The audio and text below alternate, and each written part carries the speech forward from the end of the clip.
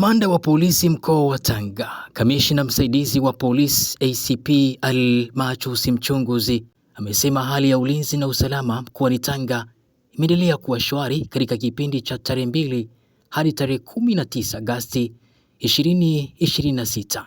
ACP Mchunguzi amesema katika kipindi hicho jeshi la polisi mkoa wa Tanga limekamata jumla ya watuhumiwa 135 kwa makosa mbalimbali ya jinai, huku watuhumiwa 61 wakipatikana na hatia na kuhukumiwa vifungo mbalimbali.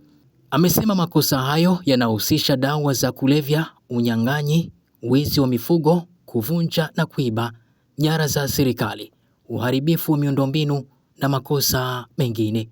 Aidha, ACP Almachus Mchunguzi amewataka wananchi kuendelea kushirikiana na jeshi la polisi kwa kutoa taarifa za uhalifu na viashiria vya uhalifu ili kuimarisha amani na usalama mkoani Tanga. Mengi zaidi, endelea kubaki nasi na hii ni Five Brothers Media. Langu mie jina naitwa Nasir bin Nasir. Miongoni mwa watuhumiwa waliofikishwa mahakamani, jumla ya watuhumiwa 61 walipatikana na hatia na kuhukumiwa vifungo mbalimbali kwa makosa ya kubaka, kulawiti, kuua bila kukusudia, unyang'anyi wa kutumia silaha, wizi wa mifugo, kuvunja na kuiba, kujeruhi, kutishia kuua, kuharibu mali pamoja na makosa mengine ya jinai. Miongoni waliohukumiwa kwa makosa makubwa, Abu Said Hamza na Rashidi Yusufu Mwanga walihukumiwa kifungo cha miaka 30 gerezani kwa kosa la kubaka. Aidha, Hussein Musa Azali alihukumiwa kifungo cha maisha gerezani kwa kosa la kubaka na miaka 30 kwa kosa la kulawiti mtoto mwenye umri wa miaka 9. Pia watuhumiwa wengine walihukumiwa vifungo vya miaka 7 na miaka 5 kwa makosa mbalimbali ikiwa kuua bila kukusudia na wizi wa mifugo. Kwa upande wa operesheni dhidi ya dawa ya kulevya, watuhumiwa 31 walikamatwa wakiwa na dawa zinazozaniwa kuwa ni bangi gramu 80, mirungi bunda 866 na heroin gramu 4. Aidha, katika wilaya ya Lushoto, shamba la bangi lenye ukubwa wa takribani ekari 2 libainika na mimea hiyo iliyokadiriwa kuwa na uzito wa kilogramu 100 iliteketezwa na mtuhumiwa mmoja kukamatwa. Pia pikipiki 3 zinazozaniwa kutumika katika usafirishaji wa dawa hizo zilikamatwa kwa ajili ya hatua za kisheria.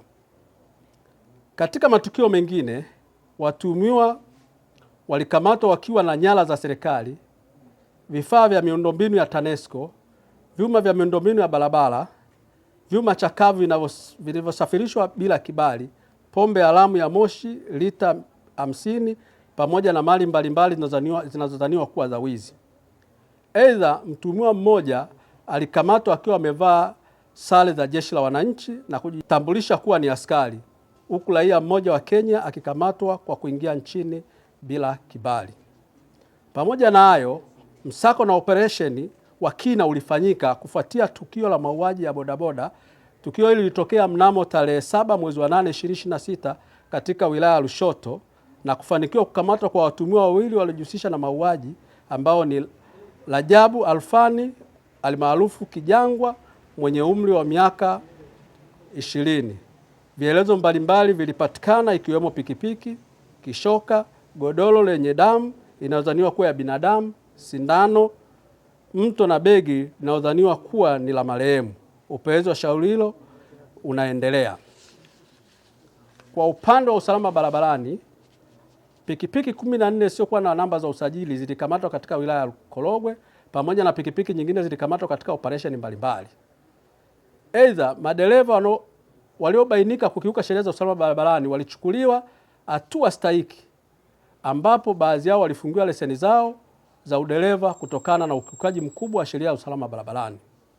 Jeshi la polisi mkoa wa Tanga linaendelea na utoaji wa elimu kwa wananchi pamoja na operesheni na doria katika maeneo mbalimbali ya mkoa wa Tanga, ikiwa ni sehemu ya juhudi za kuzuia na kupambana na uhalifu.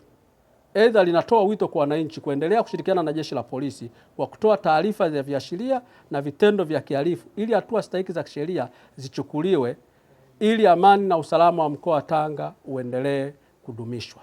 Asanteni.